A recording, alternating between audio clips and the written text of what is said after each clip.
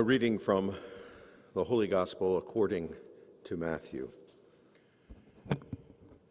When Jesus was born in Bethlehem in Judea in the days of King Herod, behold, Magi from the east arrived in Jerusalem, saying, "Where is the newborn King of the Jews?"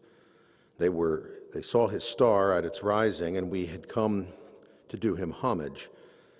When King Herod heard this, he was greatly troubled, and all of Jerusalem with him. Assembling then all the chief priests and the scribes of the people, he inquired about them where the Christ was to be born. They told him, "In Bethlehem of Judea, for thus it has been written by the prophet, and you, Bethlehem, land of Judah, are by no means among the rulers of Judah, since you shall come to no means least among the rulers of Judah, since you shall come from you shall come a ruler who is to shepherd my people Israel."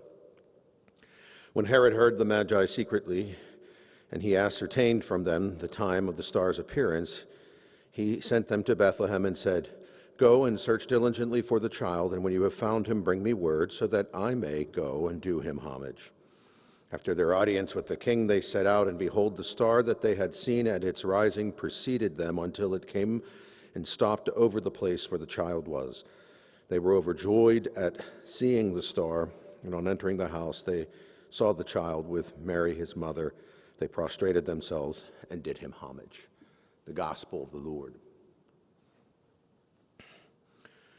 The star preceded them, and they saw him and followed. Well, it's a little bit early in the year, the new year that is, to find out what the post-Christmas hits are going to be like with regards to our music consumption.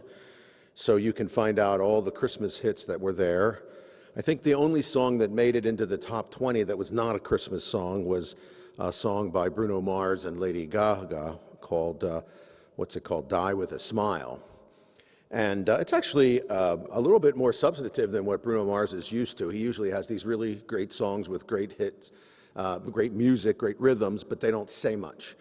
Gaga, of course, can go and do any number of different things. She's a pretty versatile artist with regards to the themes of her music. But this Die With a Smile is actually kind of touching. It goes on and it said, "I just woke up from a dream where you and I had to say goodbye, and I don't know what it all means. But since I survived, I realize wherever you go, that's where I'll follow. Nobody promised tomorrow, so I'm going to love you every night till it's the last." And so I think there's something very powerful about that kind of way in which we can be committed to each other, come what may, and the way in which we can, regardless of what the future may hold, still maintain that kind of commitment. We're into the first week of the new year, and we're celebrating this Epiphany of the Lord, and I think there's a way in which both the feast and the beginning of the year, a year that's going to be quite unpredictable, God knows what it will hold. So many things in the world are in flux.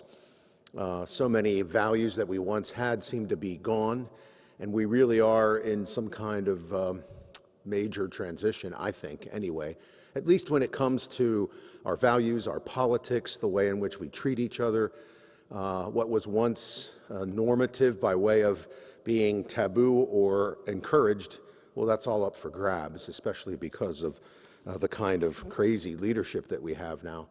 So I think there's a way in which this particular Feast of Epiphany may ask you and I to be grounded just in simply who we are and where we are, because the feast itself has this Holy Family also in major transition. They have to flee, eventually become refugees in a foreign country where they are in danger of being shipped back to where they came from against their will, and of course if they get shipped back, they're going to be harmed by their own people. Not an unusual situation in the world today, unfortunately. And they're in this transition. All they can count on is who they are, and that they're together, and that they're committed to each other. And this Magi, these folks representing the world beyond Judaism at the time, who want to give due credit to this act of God into the world, this entrance, this incarnation of God in the world, they come and they can do what they can do, which is to just give true acknowledgement to God's presence, this epiphany, We take that word epiphany and we use it to mean any time in our journey, especially sometimes our chaotic journey, that we have an insight, that we can realize something and count on it. And that might be what we look for in this very first week of this new year of 2025 on this Feast of the Epiphany. Quite simply, that you and I are willing to take stock in whom we love and where we are, and simply acknowledge that with gratitude so that we can then step forward and understand just a little bit better about how we can acknowledge a presence of God in our midst, that God is here and accompanying us, come what may, come what the new year holds, come what we can and can't do by way of making the world a different place, to kind of live that serenity prayer, but depending all the more on God's grace, to change what I can change, to accept what I can't change, but to know, have the wisdom to know the difference.